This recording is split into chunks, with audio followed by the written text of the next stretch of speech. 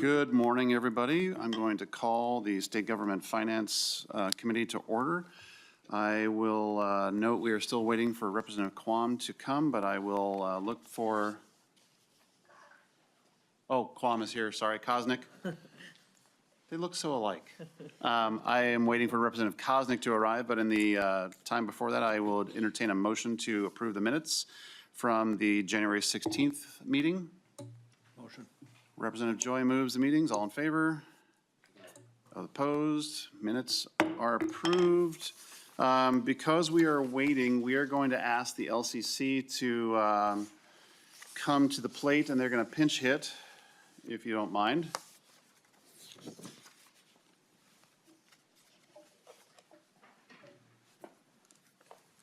Thanks for being willing to hit a curveball. If I can get the chair out. So this morning we are joined by the Legislative Coordinating Commission. They're going to do a presentation on what is the LCC for those new members. It's definitely a very valuable resource and things that you can plug into here at the Capitol. So Ms. Yerrick, if you wouldn't mind introducing yourself for the record and start with your presentation. Good morning, members. My name is Michelle Yerrick, and I'm the Executive Director of the Legislative Coordinating Commission. You have in your packets, and I will try to get the technology to work as well, but you have a handout that provides an overview of the Legislative Coordinating Commission, which sometimes is synonymous with the joint offices and commissions at the Minnesota Legislature. There are two legislative coordinating commissions. One is a governance and oversight body that is comprised of legislative leadership. It is made up of the Speaker of the House, the Majority Leader of the House, the Minority Leader of the House, two appointed members by the Majority Leader, and one appointed member by the Minority Leader. In the Senate, the President of the Senate serves on the Legislative Coordinating Commission, the Majority Leader and Minority Leader of the Senate, as well as two individuals appointed by the majority in the Senate and one individual appointed by the minority. The chair of the Legislative Coordinating Commission alternates every 2 years between the Speaker of the House and the President of the Senate. And during the 2025-26 legislative session, the Speaker of the House serves as the chair of that. And so that's the governance body that oversees the work of the joint offices and commissions.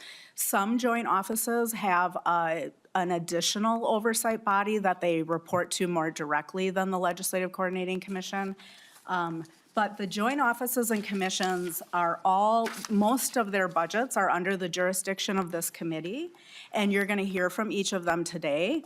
There's the Office of the Legislative Auditor that you heard from last week, the Legislative Budget Office, the Legislative Reference Library, the Reviser of Statutes, and then the office that is the Legislative Coordinating Commission that's staffed and provides certain services to the legislature. There's also the Legislative Citizen Commission on Minnesota Resources and the Lessard Sam's Outdoor Heritage Council. Those are under the jurisdiction of other committees. However, the staff are considered a joint commission of the legislature and work very closely with the LCC. And then you'll also hear today from the Legislative Commission on Pensions and Retirement, which is also under this committee's jurisdiction. And with that, I'm going to turn it over to Christian Larson, the Director of the Legislative Budget Office. Mr. Larson. Mr. Chair and members, my name is Christian Larson. I'm the Director of the Legislative Budget Office. The Legislative Budget Office, or the LBO, is a nonpartisan joint office of the Minnesota Legislature.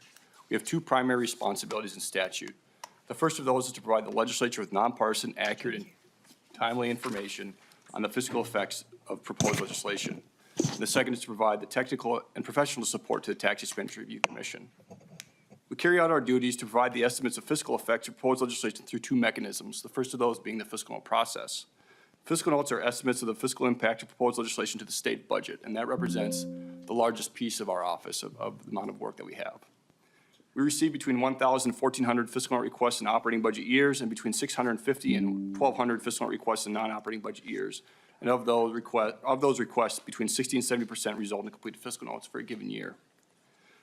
For fiscal notes, our role is to coordinate the process, working with committee staff and state entities to process and manage requests, as well as overseeing and reviewing the estimates provided to make sure that they uphold the standards set for fiscal notes in the Fiscal Note Uniform Standards and Procedures as approved by the Legislative Budget Office Oversight Commission. And we'll talk about the Oversight Commission here in a second.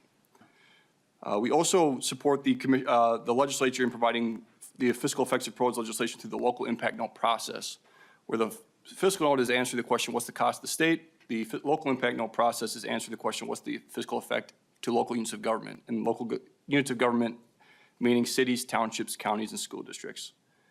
For local impact notes received between 0 and 6 requests per session, these requests are substantially more resource intensive for the office as we are collecting data from local units of government, compiling that information, producing a substantial report based on that information. In terms of providing support to the Tax Expense Review Commission, again, we provide the professional and technical support for that commission in partnership with the Department of Revenue. The Tax Expense Review Commission is required to review all tax expenditures for the state of Minnesota, and we work with the commission to make sure that they have the information they need to make sure those evaluations occur. The work of the commission gets compiled in an annual report which is delivered to the tax committees in the House and the Senate each year. And we draft that report and provide it to the commission, and then they review and approve.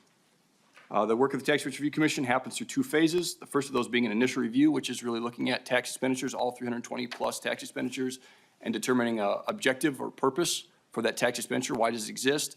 And we support that work by reviewing the legislative record and performing literature review and providing that to the Tax Expense Review Commission for them to make a statement on what is that objective. And then the second phase is the commission will come forward and perform an evaluation of those. And we, again, perform the research analysis in partner with the Department of Revenue on those evaluations. So the commission is required to review each tax expenditure at least once every 10 years. So you can do the math, 320 plus. We're doing about 30 plus evaluations of an evaluation of a tax expenditure per each year. There's 9 components in statute of a review. And essentially what we're trying to determine is the efficiency and effectiveness of the tax expenditure achieving that stated objective.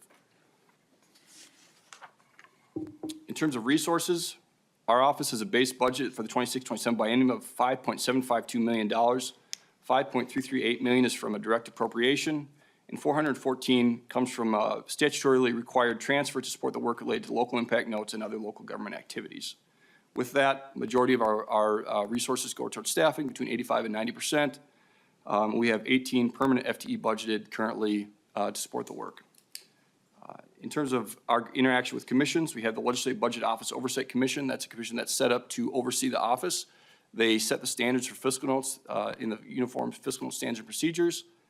They hire and appoint the director, which is a 6-year appointed position, and then they oversee our work generally that we report to them, and they review and make sure that we are maintaining our responsibilities. We also, again, we work with the Tax Expense Review Commission. It's a different relationship where we are overseen by the Oversight Commission. With the Tax Expense Review Commission, we're staffing that commission, again, in partnership with the Department of Revenue. They direct what analysis and research they want. We provide that, and that's our relationship with that commission. From there, I'm happy to answer any questions you have about the Legislative Budget Office. Thank you, Mr. Larson. Questions from members? Mr. Chair Chair, Sexton. you were a little quick on the FTEs. Could you repeat that again? Yeah, we currently have 18 budgeted FTE. Oh, sorry, Mr. Nash. It's early in the session. We'll all get back to remembering to go through the chair. It's okay. No, Oh, I'm sorry. no worries. Anything further? Okay. For me and for those of us that remember what fiscal notes were like before the LBO was created, I'll just say it's been a great change, and I think that the timeliness of fiscal notes is much better than it ever was in years past.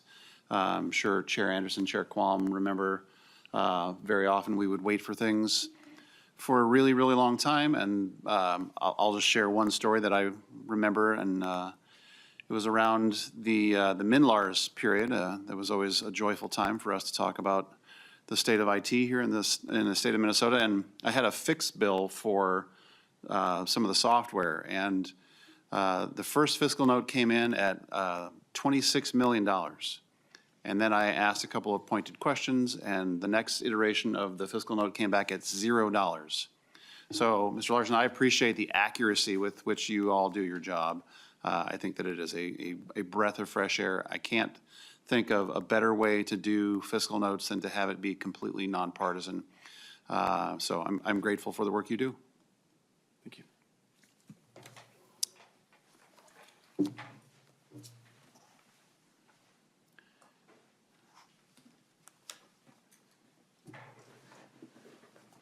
morning, members and Chair Nash. I'm Elizabeth Lincoln, and I'm the Director of the Legislative Reference Library. Thanks for the chance to tell you about the library. The library began in 1969 with the charge to collect and provide information to legislators and staff. One of the primary ways we do that is to answer questions from legislators and staff. We answered about 6,000 reference questions last year. Our collection of print and electronic materials is focused on state-level public policy issues and on current and historical information on the Minnesota Legislature. We are Minnesota's depository library for documents from state agencies, boards, task forces, and commissions. We digitally archive all of the state documents, and these important documents provide transparency into the operations of state government, agencies, and programs. We also carefully track all of the studies and reports that are required by the legislature each year. We have a terrific magazine collection of state policy magazines and newsletters. With our custom alerting services, members and staff can follow specific magazines or get articles by topics that interest them. The library's custom alerting services maximize access to our great collection of periodicals. The library also pays for key electronic resources for users within the Capitol complex. Many legislators and staff take advantage of the Star Tribune passwords available through the library. In addition to that, the library provides the archives of many Minnesota and most national newspapers back to the 1980s for anyone who's on the legislative network.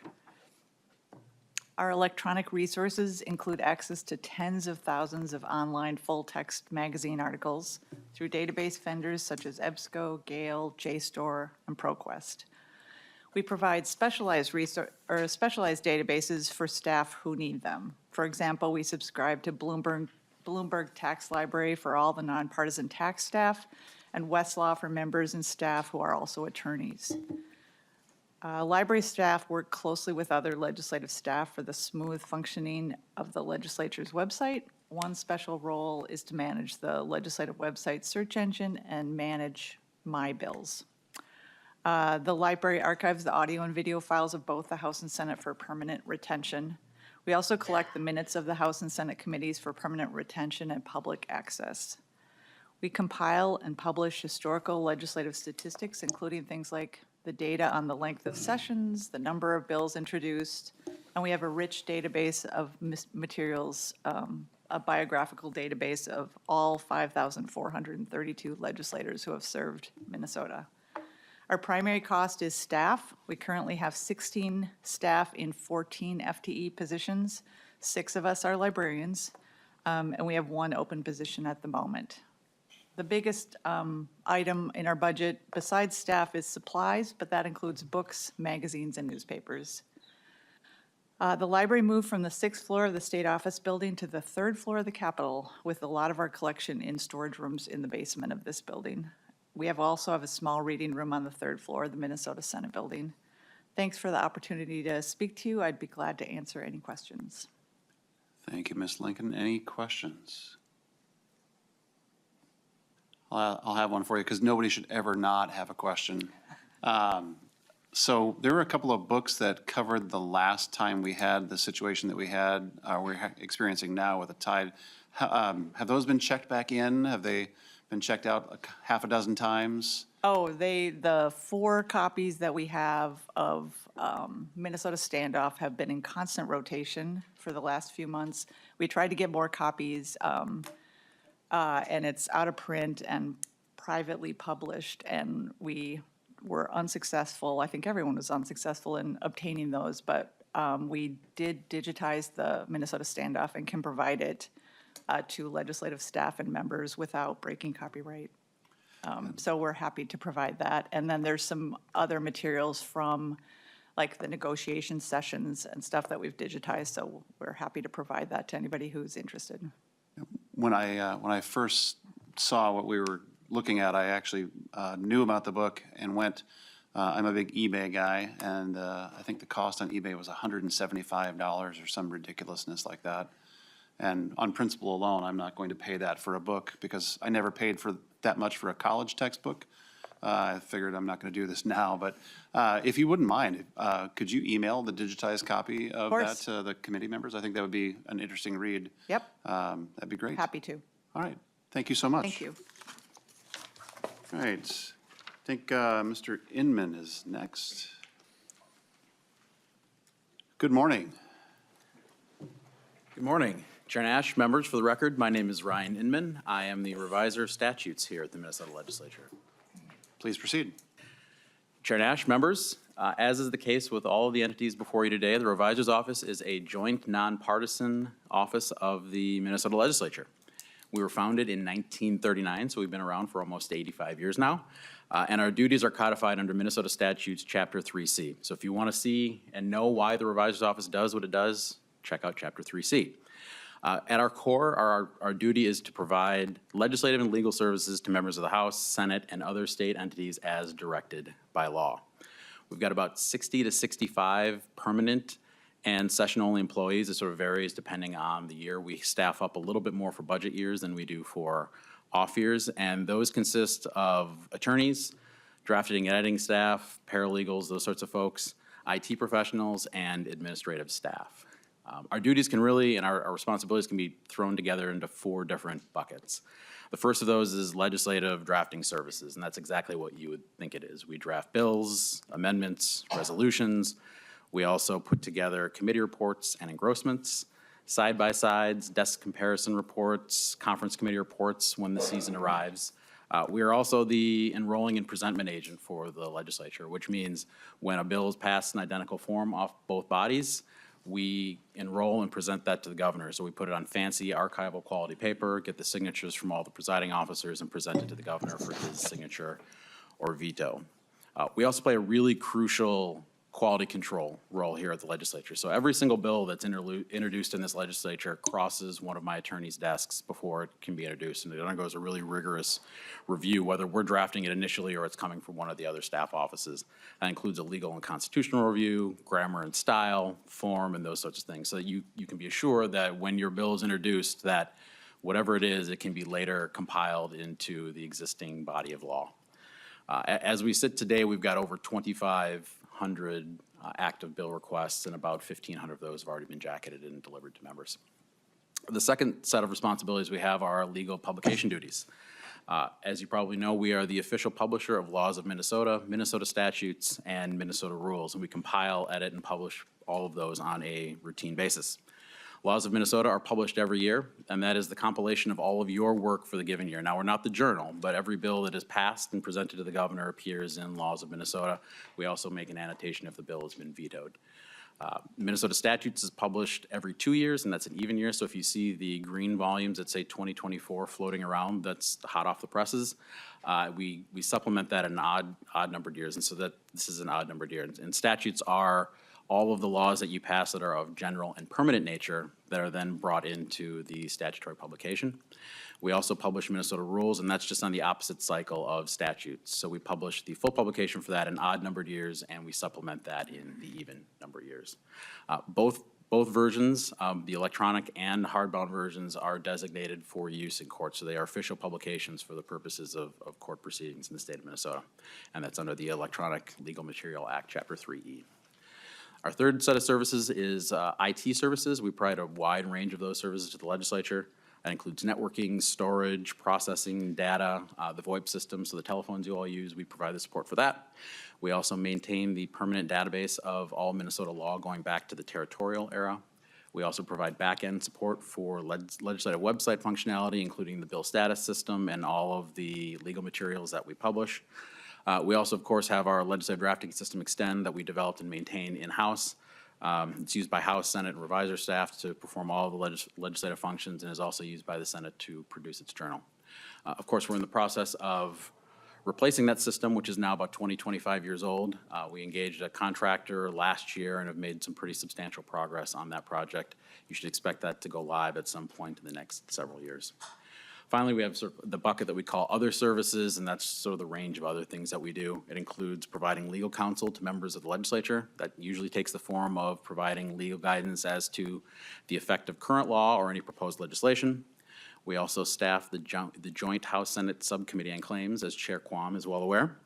We do administrative rule drafting on behalf of the executive branch agencies. We also produce a court opinions report every other year, which compiles cases from the Minnesota Court of Appeals and Supreme Court that identify deficiencies in any of the laws that you have passed. So we compile that every 2 years, and hopefully it is used as a guide to improve our laws. We also each year do a reviser's bill, which is a large technical bill, basically updating cross-references, removing obsolete text, fixing errors from previous years. And so that's generally non-controversial every year that we like to see move as quickly as possible. Then we also provide and develop the reviser's drafting manual, which is basically the playbook for how we draft our bills and laws here in Minnesota. There'll be a new version of that coming out this year. And then finally, we provide continued legal education credits for the attorneys among us. Typically, those courses are of legislative interest, so things that impact the work we do here. So that's a very quick 30,000-foot view of all of the things that we do in the reviser's office. Very happy to answer any questions you might have. Thank you, Mr. Inman. Any questions? Representative Davis. Thank you, Mr. Chair. Thank you, Mr. Inman. Love your job. Love what you do. You said that currently, right now, you have 2,500 bill requests in? Mr. Inman. Representative Nash, Representative Davis, yes, over 2,500 requests across both bodies in the executive branch. Thank you, Mr. Chair. In the beginning of last session, was that about the same, or where were we at this point?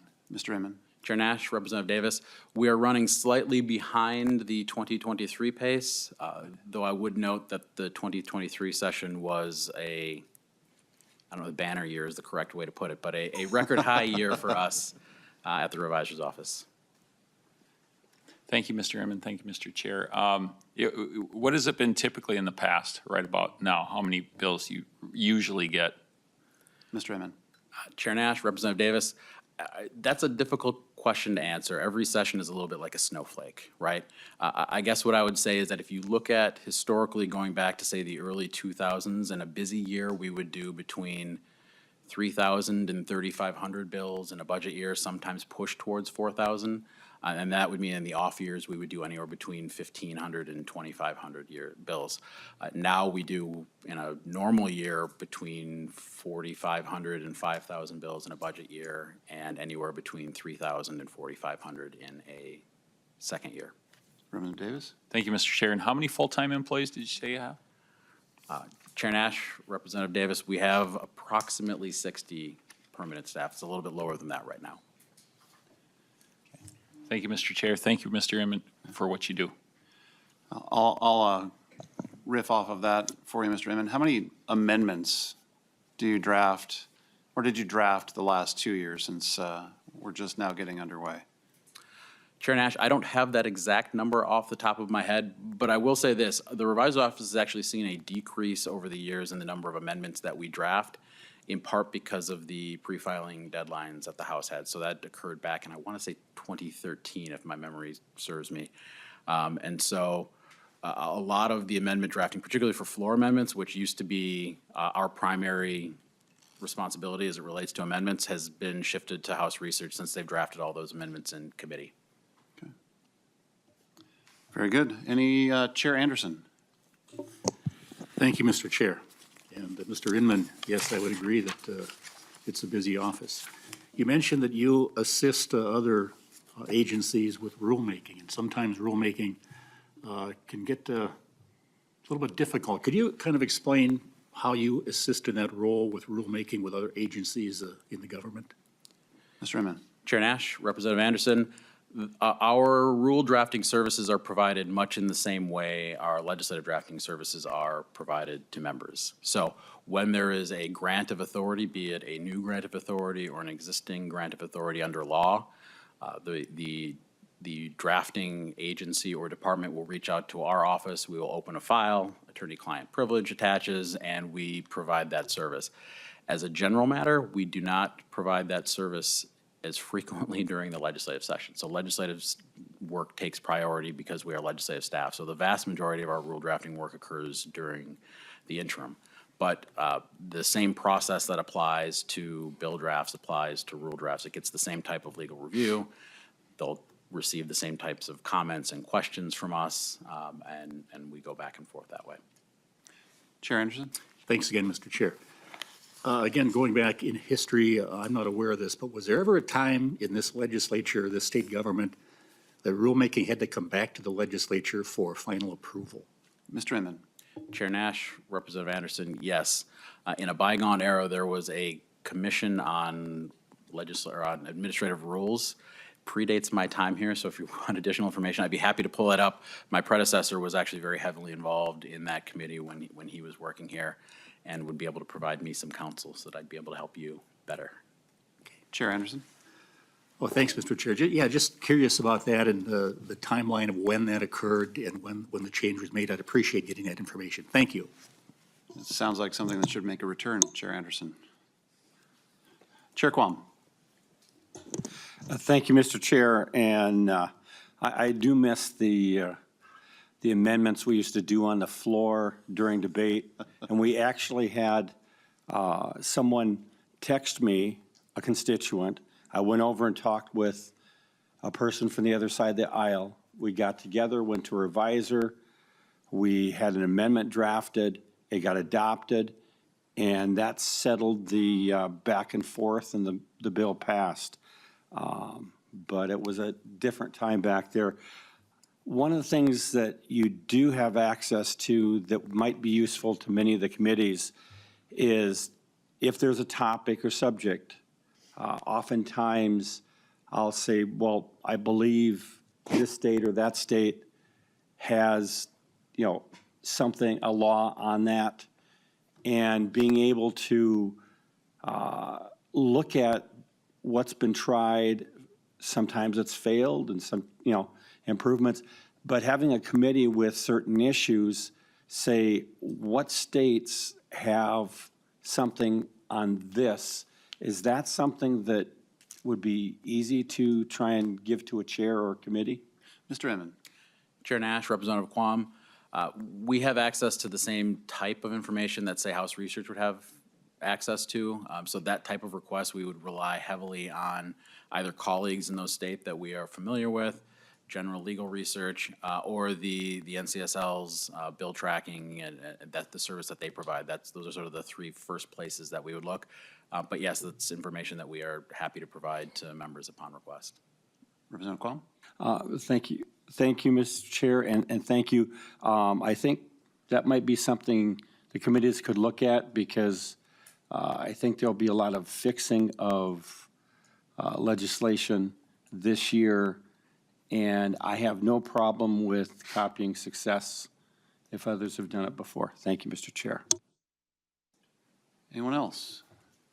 Well, Mr. Inman, I will tell you that having debated many, many bills on the floor and, rolled up our sleeves and gone to battle, your bill has never been one of those. So thank you for all that you do for us. Appreciate it. Thank you. All right, next up we have Ms. Linczewski. Good morning. Please introduce yourself for the record and proceed. Thank you, Chair Nash. My name is Susan Lencheski. I am the Executive Director of the Legislative Commission on Pensions and Retirement. The commission was established in the 1960s to have bipartisan, bicameral review of pension bills. We have 7 members from the House and 7 members from the Senate. This next session, we alternate chairs. This next session, the chair, biennium actually, the chair will be from the Senate. We have 3 full-time staff, myself, Alina Wilson, an analyst, and Lisa Dieslin, who's been with us for about 25 years, a commission assistant. The staff, we draft bills. We also help the commission with the, agendas, the topics for the meetings. As I mentioned, we typically meet weekly during the session. We also have an actuary that we can send work out to who will do cost estimates for bills and review the work of the pension funds.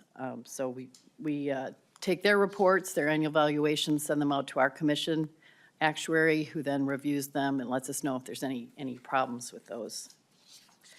Just to give you a few numbers, the commission has oversight of all of the public pension plans and retirement plans. So Legislators, you're a member of the defined contribution plan, known as the unclassified plan.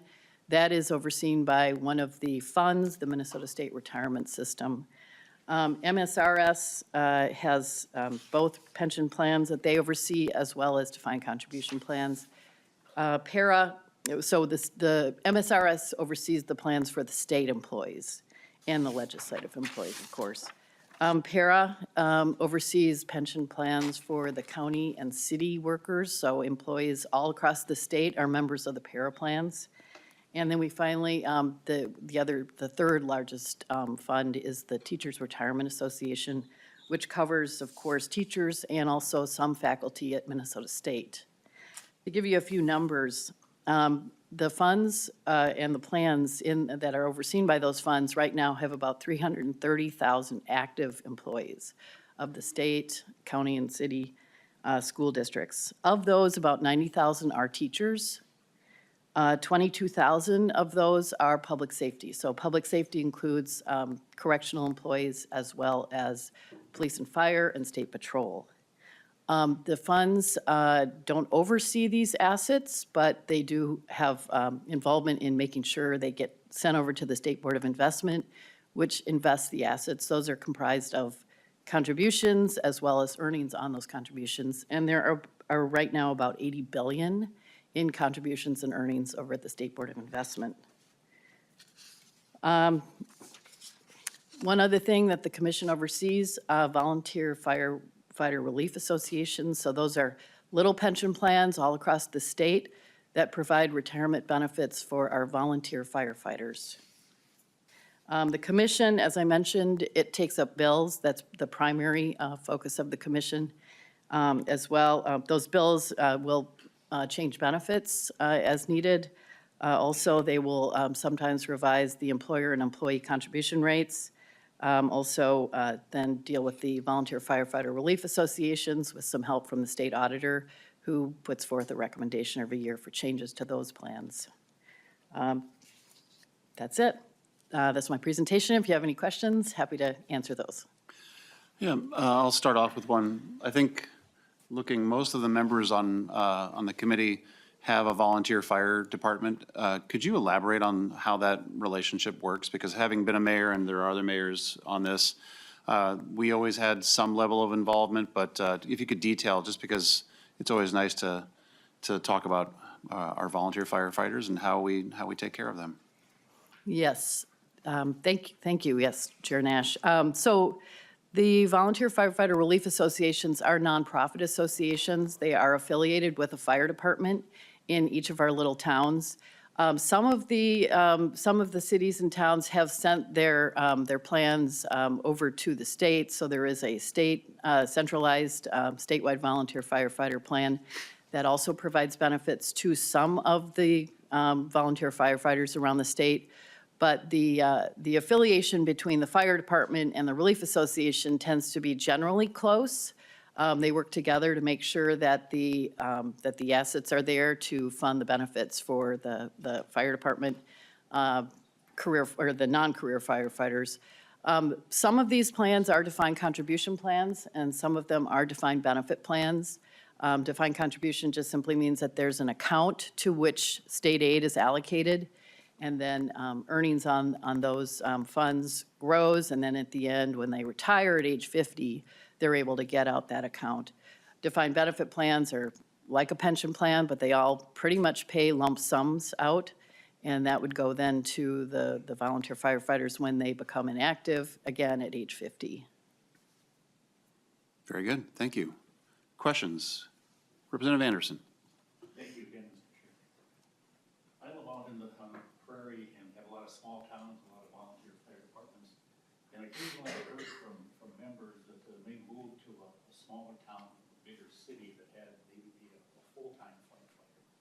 And they have difficulty in the transfer of either their years of service or their actual their investment.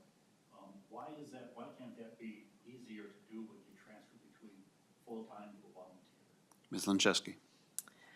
Yeah, Chair Nash, thank you. Representative Anderson.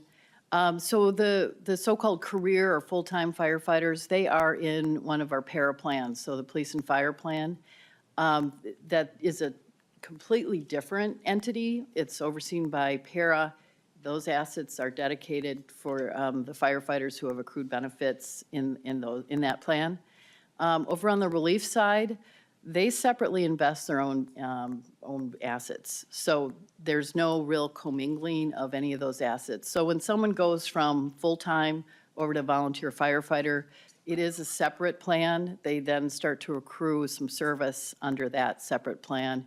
It is paid out from that plan. They'll also get their para pension, but they have a separate plan over at the volunteer firefighters. So there isn't any real crediting of service for that past service with the full-time firefighter association, or full-time firefighter plan. Representative Anderson? Thanks again, Mr. Chair. Forgot to turn my mic on again. So you mentioned that they would get the benefits, but their years of service would be lost when they transfer from the full-time to the part-time association. Is that correct? Ms. Linczewski? Yeah, Chair Nash, Representative Anderson, that's correct. So they don't, it's not so much losing credit for service, because they certainly are getting full credit under the para, police, and fire plan for that period of time, and that's really a pretty generous benefit over there. So when they then start up under the volunteer firefighter plan, they then start accruing from scratch. So they'll get 1 year of service, and that gets a certain amount of money for each year. And then at the end, if they have 10 years times their, say, lump sum amount, it may be $2,000 a year, they'll have that $20,000 benefit. Okay. Anything further? Representative Joy? Thank you, Chair Nash. One of the questions I have is when we talk about volunteer fire departments and their investments with the nonprofit, you know, they might have a fire relief association that's with gaming or anything like that. And that kind of goes into that benefit for them for when they serve their 20 years or anything like that. One of the things I always often question, that's one of the things we, not for this, but to work on, is when they're investing that gaming or investing in that, they are getting taxed before that investment goes into that. So when we talk about creating that retirement for the volunteers in rural Minnesota, I think that's something. But for you guys, when they have a gaming attached to that like that, is that still oversight for you guys too? Ms. Linczewski? Chair Nash, Representative Joy, when you say gaming, you mean like the pull tabs and that sort of thing? Yeah, they'll make a transfer from sorry, Chair Nash, they'll make a transfer from that to their relief association or the retirement account, so. So that's not actually supposed to happen. Okay. So the Relief Association will have both a special fund and a general fund. The general fund is where those monies go, and they're to pay for, you know, fire equipment and that sort of thing. The special fund is the recipient of state aid, and that is to be used to pay benefits. So the special fund can also receive contributions from the city or the township, but it's supposed to be kept separate, and so the pull tabs, et cetera, would go into the general fund, be used for other things. Representative Joy? Great, that's great clarity. You know, one of the things I have then is, so then if the Relief Association is running a charitable gambling and they make a donation to the city can donate it back, then you're saying to the retirement? Ms. Linczewski? Yeah, Chair Nash, Representative Joy, yeah, that would be true. If they go through that, yeah, the city's able to contribute every year periodically to fund the benefits for the retirement. Okay, thank you. And I remember having been mayor that's the appropriate pathway, is to go to the city, then come back, just to properly document everything. So, any other questions? All right, thank you, Ms. Linczewski. And back on deck, Ms. Urich, to wrap things up and share a special message that we had talked about before committee began. Mr. Chair and members, thank you. I'm Michelle Urich, the Executive Director of the Legislative Coordinating Commission. And the Legislative Coordinating Commission provides a variety of functions on behalf of the legislature. We provide fiscal services and human resources services to all of the joint offices that you heard from today. We also staff a multitude of joint commissions, task forces, working groups, and I have a couple slides that'll speak specifically to those. And we serve as the repository summary of the geographic boundary information. So many of you probably have a map in your room. That is the most concrete example that I can give you of the work that we do. It's very visual for people, but we store the boundary data. We provide the district mapping. We help with redistricting significantly during the years of redistricting. And we also, in that work and that service, if you have a bill that you're contemplating and want to look at a potential geographic impact of that bill, our office can help you with that by designing specialized maps. We serve as a fiscal agent for many of the activities that cross the entirety of the legislature. And so our base budget is approximately $9.8 million, but over half of that is fiscal agent activity. $4.3 million over the biennium is our operating dollars, and we have 18 permanent ongoing staff within the Legislative Coordinating Commission. And on occasion, depending on temporary work that's been assigned to the LCC, we currently have 2 limited term staff that are working with us. The items that we serve as a fiscal agent for, hopefully some of these will be very familiar to you. We pay dues on behalf of the legislature, so our dues to NCSL, our dues to the Council on State Government. We also pay the dues to the Great Lakes Commission and the International Legislators Forum. We serve as the contract holder for our public broadcasting of legislative proceedings, so the legislative proceedings that occur on TPT, the contract for that is with the Legislative Coordinating Commission. We also provide ASL services for individuals across the legislature that may be requesting that, CART services, and then we provide for our broadcast services, we provide the closed captioning that occurs with that, and also have served as a fiscal agent to provide resources to the House and Senate with their internal broadcasting teams.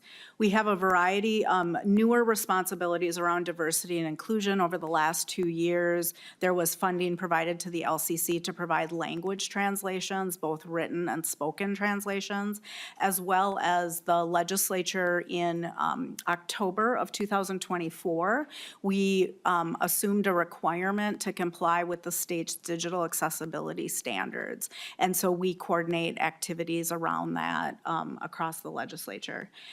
Also, over the last 2 years, there were just some one-time activities that were assigned to the Legislative Coordinating Commission. One was a study on collective bargaining for legislative staff. There were also some infrastructure investments. As Mr. Inman mentioned, we received the funding for it and served as the fiscal agent, but their team and House IT and Senate IT implemented an upgrade to the Wi-Fi system or a replacement of the Wi-Fi system, and then the telephone VoIP system was also upgraded. We're currently in the process of upgrade to the television equipment, so all the cameras in this room were upgraded, and so that happened in the Capitol and the Senate building. That project is just wrapping up now, and then subsequently it will also occur once the state office building renovation. There will be an upgrade to our resources that were appropriated to the LCC for the television equipment in that building. This slide provides you an overview of a number of existing commissions, councils, and subcommittees that are established in statute, and the LCC provides staffing support to that, and that staffing support can look a little bit different depending on the needs of the particular group that we work with. We serve in sort of a committee administrator role and legislative assistant role, helping to facilitate the logistics of the groups. In some circumstances, we also provide research assistance. The LCC governing body that I spoke of earlier, they do have the authority to establish subcommittees in addition to those that might exist in statute. And in the past, they have established a subcommittee on administrative rules, Representative Anderson, but that group has not met in several years. There's also been the subcommittee on employee relations, which reviewed the labor contracts, but there were some changes to the legislation related to the in legislation related to the oversight of that group. Then we have a subcommittee on executive branch councils. There are 4 councils that the Legislative Coordinating Commission appoints the executive director for: the Council on Asian Pacific Minnesotans, the Council on Latino Affairs, the Council on Minnesotans of African Heritage, and the Council on LGBTQIS 2S+ Minnesotans. They have established in the past a subcommittee on Minnesota water, and then in the last session, the Office of the Economic Status of Women was reestablished. There's also, on occasion, there's legislation that creates limited term task forces and working groups. This slide provides an overview of the most recent limited term task forces and working groups. And usually those groups are charged with developing a report and submitting a report to the legislature for the legislature to consider future action on that policy area. So we've had EMS task force, an infrastructure resiliency task force, a task force on aging that actually went over both interims, a metropolitan governance task force, and a work group on youth interventions. During this last legislative interim, and with reports coming up here for many of them in February, we have student attendance and truancy, and I should say that one in particular had its report due the end of December, a task force on long-term sustainability of affordable housing, and then a working group on common interest communities and homeowners associations. And that wraps up my overview, Mr. Chair, and I'm happy to answer any questions. I'll give you the segue to the question that we had talked about earlier. So how do legislators get involved in some of these commissions that you Yes.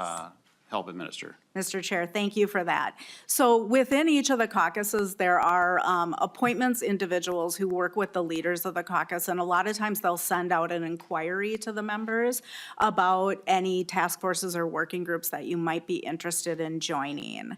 And so you can volunteer and sign up. If there is one that you're interested in, you could also let me know, and I can work with the appointments people to let them know that you're interested in serving on one of those groups.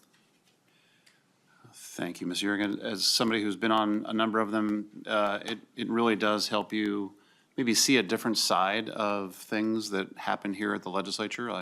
I for one, serve currently on the API board, and that's been a great experience for me over the years. So I think I saw Chair Anderson with a question. Thank you, Mr. Chair.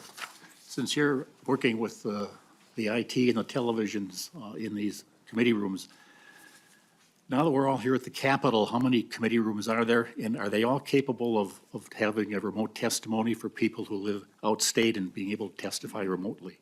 Ms. Jurek. Mr. Chair and Representative Anderson, I am not the expert on that, so I'm sorry I don't know that, but I will follow up and get that information to you. Okay, thank you. Representative Quam. Thank you, Mr. Chair. I was wondering, I didn't see claims underneath. How many joint committees are there that aren't underneath your umbrella? Ms. Jurek. Mr. Chair and Representative Quam, the Joint Committee on Claims, we do provide the administrative support for that. So individuals who are filing claims, they file them to the LCC. We work very closely with the Revisor's Office, who has the expertise, the legal expertise associated with that group. Representative Quam. Thank you, Mr. Chair. I noticed that wasn't listed in the materials, or I didn't see it on that one list. And if there are any, can you just review and give the committee, I guess, any other ones that may have been left off of that list? Thank you, Mr. Chair. Mr. Chair and Representative Quam, it's the third bullet on this slide, Joint House-Senate Subcommittee on Claims. Any further questions? Ms. Jurek, thank you so much. Appreciate all that have been here to walk through this. And next, we're going to do a little bit of gavel shuffling, and I'm going to move to the testifiers table to talk about House File 3.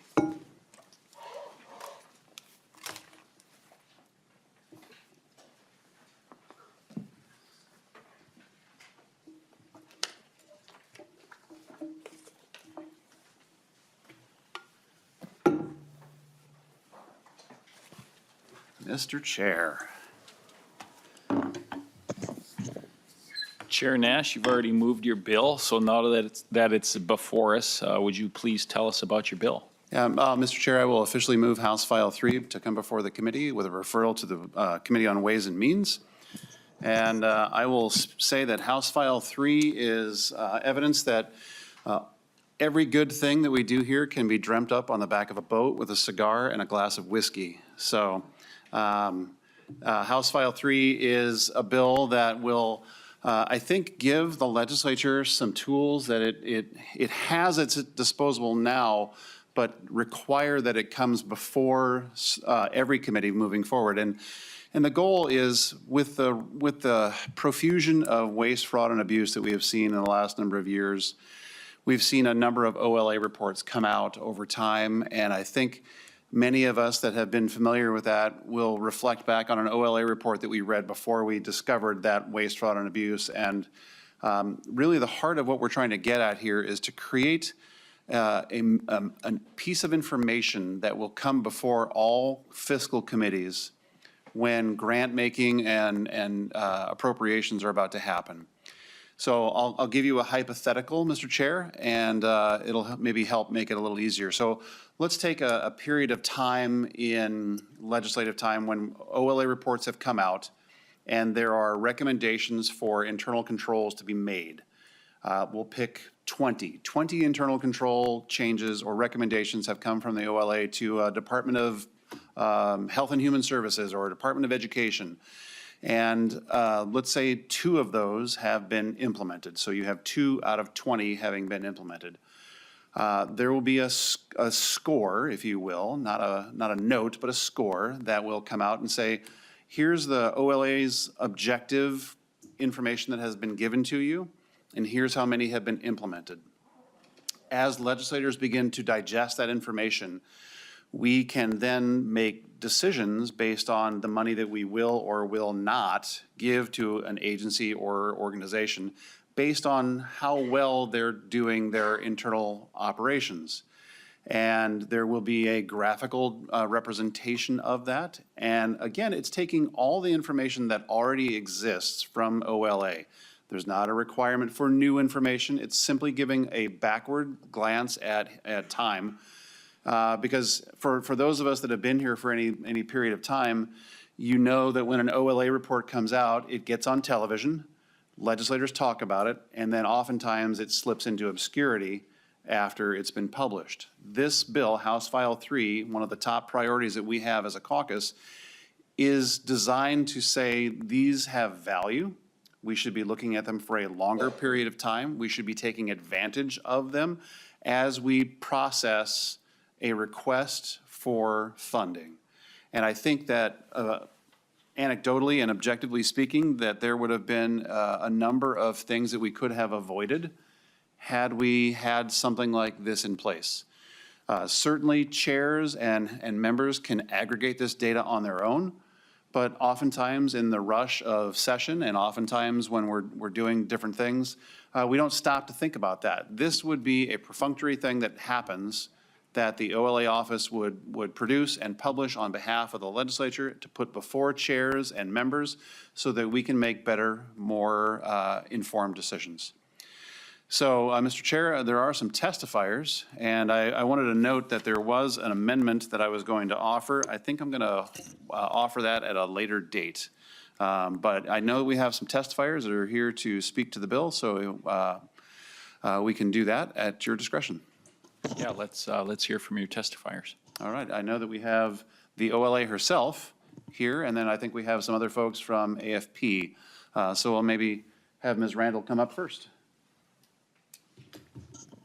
Good morning.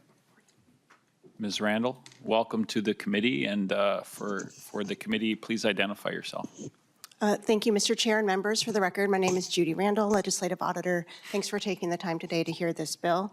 I will note that OLA currently conducts some review to look at whether our previous recommendations have been implemented. So just to walk through a little bit of the process that happens right now, Minnesota Management and Budget collects information every year from agencies about the extent to which they have implemented recommendations we've made.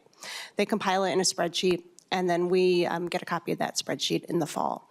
And that provides a lot of useful information. And what it says is whether the agency has determined if it has implemented the recommendations or not. But it hasn't been, verified or confirmed by us. So what we do, and actually we'll be coming out with our annual information hopefully later this week, is we reach out to the agencies, we ask for some additional information. Have you implemented the recommendation? Let's say the recommendation was develop a policy. We would say, give us a copy of your policy, right? And then we would look at the policy and determine independently whether or not we think it fulfilled the recommendation. So for those types of things, we can say, yep, they implemented it. But there are other recommendations we make that are a little harder to just kind of check a box on. For example, for your grants management process, ensure that you have grant application reviewers complete a conflict of interest form every time they review a grant. So an agency might say, yep, we did it. Well, we can't just take their word for that because we're the Office of the Legislative Auditor. And so for us to really confirm that, we would need to go to that agency, pull a random sample of files, look for that conflict of interest form, et cetera. So what I would say to Mr. Nash's, or Representative Nash's comments are that we are doing this to some extent now, but we aren't doing it as fully because we don't have staff dedicated to be able to go and confirm that the recommendations have happened. So this would be a little bit deeper review of recommendations than we are currently able to do. OLA's goal is to provide the legislature with information and the tools to provide accountability and oversight. So if having this report in front of members at the time they're having committee hearings and considering bills is helpful, then that's what we're here to do. Thank you. Thank you, Ms. Randall. And then you also have a member of the public to testify? Mr. Chair, thank you. There is an organization that would like to testify on behalf of the bill as well. Excellent. Good morning. Thank you for being here. Please identify yourself for the record and tell us who you're with. Good morning, members. My name is Rihanna Lee. I am the Legislative and Coalitions Director for the Americans for Prosperity chapter here in Minnesota. First of all, we love one-page bills. Short, sweet, and simple. We are the nation's premier grassroots organization, a community of millions of concerned citizens advocating for solutions based on proven principles to tackle the country's most critical challenges. And I am proudly here to express strong support for House File 3, a bill that ensures greater accountability and transparency in how public agencies manage the resources that are entrusted to them. This legislation reflects the values that we all hold dear: trust, responsible stewardship, and the belief that government exists to serve the people effectively and ethically. House File 3 tackles an issue that matters to every single Minnesotan, and that is making sure that government agencies follow through on important recommendations to improve their operations. We believe that this bill is an important piece of bringing accountability to these agencies, not only back to the legislature, but also to Minnesotans who foot the spending for these agencies. This bill requires the Office of the Legislative Auditor to provide an annual report to legislators highlighting whether agencies are acting on recommendations related to improving financial practices, internal controls, and overall management. And this gives legislators clear, timely information to make decisions about funding and priorities in a public forum. And why does this matter? Because accountability is not just about identifying problems, it is about fixing them. And the people of Minnesota deserve to know that government is learning from its mistakes and taking steps to do better. This bill ensures that when recommendations are made, agencies are either implementing them or explaining why they are not. And that may involve changes to laws that only the legislature can make. And by involving the public in these hearings, the bill also gives Minnesotans a voice in how their precious taxpayer dollars are managed. And I'd like to say it is worth noting that House File 3 does not just ask questions, it offers solutions. By requiring that agency leaders report on their progress, it creates a culture of openness and continuous improvement. And this benefits not only the public, but also the agencies themselves, helping them operate more effectively and earn the trust of the people that they serve. Some might worry that this level of extra scrutiny creates extra work for agencies, but it's important to see this as an opportunity rather than a burden. Accountability is not about blame, it's about partnership. And when agencies and legislators work together to address these challenges, everybody wins. Taxpayer dollars are used more effectively, government programs run more smoothly, and the public gains confidence in the institutions that serve them. At its heart, this legislation is about respect for the people of Minnesota, for the role of government, and for the trust placed in public institutions. It's about creating a government that learns, improves, and stays focused on serving the public good. And I am disappointed to have to look around this room. Some of you have gotten the memo that you serve Minnesotans and the public, and you have shown up, and so we thank you for that. So we urge you to support House File 3. We thank you for taking this initiative and hearing the bill, and we encourage its swift passage. Thank you for your leadership and commitment and ensuring that government works for the people. Thank you. Thank you, Rayana Lee. And are there any other members of the public who would like to testify? Seeing none, we'll move to member questions. Representative Joy. Thank you, Mr. Chair. Thank you, Chair Nash. This is a great bill. You know, being a local small city mayor, and when we'd have our city audit done or that done, they'd give us recommendations that we can do to improve it. And we always took those actions because we just knew that was smart government. And so this moving forward, I think this oversight's going to be good, and it gets the checks and balances back in government, what we need. So I really very supportive of this bill and appreciate your work on it. Thank you. Thank you. Representative Koznick. Thank you, Mr. Chair. Chair Nash, thanks for spearheading this bill and this important topic of just having better government. And you and I have served as the same amount of time, and we've seen the size of the state government grow over double from, I think, almost when we started. And with that growth, it just becomes harder and harder to manage the size and scope of government, so I think this bill addresses that. I appreciate the testimony of Ms. Lee, said it very well. You know, this isn't about blame, it's about accountability to the taxpayers. It's about partnership amongst the enterprise, but also partnership with the taxpayers. We need to recognize that those that are contributing to the revenues of the state of Minnesota expect a certain level of quality services that we provide, but to be respectful of their precious resources. And so when you had mentioned respect and responsibility, I took that to heart because I think that's really what we're trying to get at here, to have a more right-sized government, a government that respects the taxpayers. And so I appreciate the effort that we're doing in this bill, and I hope that we will have a bipartisan support of this bill to really show the taxpayers of Minnesotans that your legislature is listening, and we are here to be accountable to you, the people. Thank you, Representative Koznick. I'll say that this bill, as I said, I was on the back of the boat thinking about how do we avoid things like we've seen in the last number of years? How do we avoid that moving forward?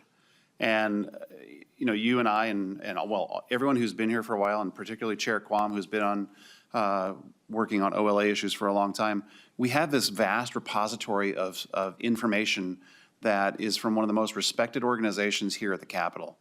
And I thought, how do we better harness that? Not create necessarily new work, while there will be some, but how do we take those recommendations and studies and special reports and all that, how do we put that to work to avoid things moving forward? And this is what was came up with. And if Ms. Randall would maybe come back up, I called her, very proud of the fact that I had this genius idea. And she said, well, Representative Nash, you know, really good idea, but to an extent, it's also being done to a lesser degree in Colorado. So for those that may think that this is strictly, you know, a Jim Nash wild hair idea, maybe Ms. Randall could give a little bit of insight into the fact that some of this, as I said, to a lesser extent, is being done in Colorado. Ms. Randall. Thank you, Mr. Chair, members, and thank you, Representative Nash, for mentioning that. Yeah, so the state of Colorado has had a somewhat similar process in place for a number of years. Their equivalent of the legislative auditor in Colorado, it's called the state auditor. They produce an annual report every year, annual report every year with their findings and recommendations by the agency or entity that they audited. And they outline the recommendations that they've made to that agency in the previous 3 or 5 years. And then they identify which recommendations that agency has implemented, which they haven't implemented, and perhaps those recommendations that the agency disagrees with and why. And then that report and the Colorado State Auditor presents those findings before the committees of jurisdiction whenever the budget is being heard for that agency. So my understanding of how it works in Colorado is there will be a hearing on an agency's budget, and before that agency presents their overview or their budget request, the Colorado State Auditor or representative comes forward and walks through the recommendations that have been made by that office in the prior 5 years or 3 years, and then the extent to which they've been implemented. So it is very similar to what is being proposed here. And Mr. Chair, if I could, so for those of us that have been in senior leadership at various companies that we work at in our private life, or if you've been in municipal government, we've each been audited. And when those audits come back for an annual review, for example, I serve on several boards of trustees and directors, and when an analysis comes back and says, hey, we made these recommendations a year ago, and we're happy to say that you have made and implemented all of them, so good job. But if you have not, those are also brought up by professional auditors to companies and schools and universities and so on to say, hey, we made this recommendation to you. Is there a reason why it has not been implemented? And I will say, and Auditor Randall may or choose to not weigh in on this, but many recommendations are made by the OLA that simply sit by the wayside. And, you know, Chair Quam, you and I have talked a number of times, recommendations are made and agencies and organizations and administrations just choose to effectively ignore them and hope that they go away. And hoping that something will go away does not fix the fact that there was a deficiency that was found by the OLA. And I think that's really the crux of what I'm trying to get at is, if we want to have a better government, and if we want to make the most out of the taxpayer dollars that we are entrusted with here at the state of Minnesota, wouldn't it make the most sense to use the most nonpartisan organization that we have that makes recommendations to better process things that we do here at the Capitol? So I look at this as a process improvement bill that we can then go back to our folks that we talk to in the district and say, we're doing the level best that we possibly can with a nonpartisan group that gives us great information, because everybody respects the OLA. So much so that we even sometimes give them bespoke work like we did with the Southwest Light Rail topic. So we trust them. Now let's use the information that they generate to make Minnesota better. So with that, Mr. Chair, I will stand for questions. Thank you, Mr. Chair. Representative Koznick. Thank you. Just a little follow-up. I think your point is exactly right on. Sometimes as legislators, I know in my district, people think I know or should know a lot more than we're actually capable of. I mean, they're so broad of services and committees and subject matter that we know a little bit about. But here we have an opportunity to use experts, nonpartisan, and implement things that they've looked at and studied more independently than we as legislators could come up with for our own ideas. So I think you're on the right path. I'm glad to see that it's done in other states, something similar, at least one. I had a question for Chair Nash. I've heard a couple different figures, but roughly, what is the amount of fraud that we've kind of started to uncover? Chair Nash. Thank you, Mr. Chair. I think verified, I think we're at a little over $500 million. Unverified, I think the number nudges up towards $1 billion. And, you know, as I have said over time and harped on when I was a mayor, I used to take my wallet out of my pants and thump it up on the dais. That's where all taxpayer money comes from, is someone's wallet. And I think when we swear an oath, as we did on the 14th of last week, we are swearing an oath to protect people's wallets at the same time, and that something as simple as this can make a better attempt to protect their wallets. Representative Kosnick. Thank you, Mr. Chair. And Chair Nash, you know, just the tip of the iceberg that we've uncovered, whether it's like real fraud, which we have, or just inefficiency, it's got to be easily over $1 billion. And so I think it's a good investment of what we're doing with this bill. And again, compliment you for bringing it forward. Chair Nash. Thank you. With that, Mr. Chair, if there are no further questions, I would renew my motion to, Representative Quam. Representative Quam. Thank you, Mr. Chair. And to the author, I also have looked at the differences between the real world, I call it. I was at a site and company which won a Malcolm Baldrige Award. And so I understand, you know, you do audits to improve, and I've been disappointed by the continual missing on things.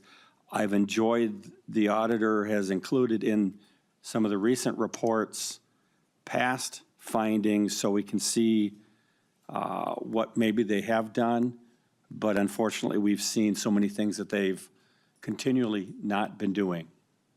I think related to this bill is the fact that up until a few years ago, the auditor would be doing the required audits when the federal government funds programs.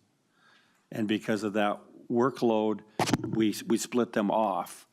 But I think there's a lot of detail there because we remember several instances of where agencies didn't do what was required, and the federal government came to the state of Minnesota, and one time it was, I thought it was like 13 million, but it was a fair amount of money. And so that maybe an additional bill or someplace we look at those findings because they have, you know, annual audits to federal guidelines.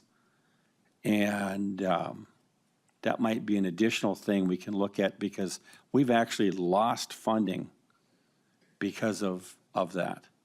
But it's great that we're doing this because over the years I've seen an escalation. You know, here, you know, a few $100,000, a few million. Now it's tens of millions, and now hundreds of millions. And it's past the point of where we need to actually do this. And thank you for the bill. Chair Nash, any closing comments? Well, thank you, Representative Quam. I would say that, yes, as the lost money escalates, Minnesota loses. And, you know, a dollar here, a dollar there eventually becomes real money. And, you know, we deal in huge numbers here at the Capitol. You know, we throw around so much so that when fiscal notes come out, you actually drop a couple of zeros just to have it make sense to those that are reading it. We deal in an absurd amount of money here at the Capitol, and we have a requirement of the taxpayer to handle it well. And I think that something like this puts us on the right track, that as we begin moving forward to appropriate money to different agencies and organizations, that we pause just long enough to see, are they doing things well enough for us to give them money? So with that, Mr. Chair, I will renew my motion that House File 3 be referred to the Committee on Ways and Means. With that, Chair Nash makes the motion that House File 3 be recommended and to be re-referred to the Committee on Ways and Means. All those in favor, please say aye. Aye. All those opposed? Motion prevails. House File 3 is recommended to be re-referred to the Committee on Ways and Means. Thank you, Chair Nash. Thank you, Mr. Chair. Representative Quam. Thank you, Mr. Chair, and as the chair comes back for the gavel, the author of that bill noted something important, fiscal notes.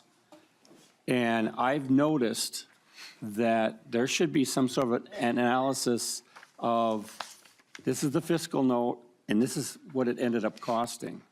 Because in audits on Southwest Light Rail, we've seen, not 5, 10, 20, we've seen 100% increase multiple times on those kind of projects. So that kind of thing might be something for the future, but thank you, Mr. Chair. Thank you, Representative Quam. I actually saw Representative Kosnick shudder at the mention of Southwest Light Rail. I'm sure his committee is going to be dealing with that maybe a couple of times. So, yeah, I appreciate the dialogue, members. I think that as this bill moves along and along with a lot of the other waste, fraud, and abuse packages that will be moving forward, I think we're hearing several more on Thursday of this week. I think that as we listen to Minnesotans, they're saying, do something.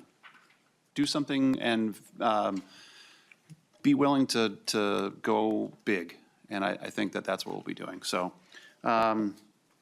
members, we have no more business before us. We will be back here Thursday, same time. And with that, we are adjourned.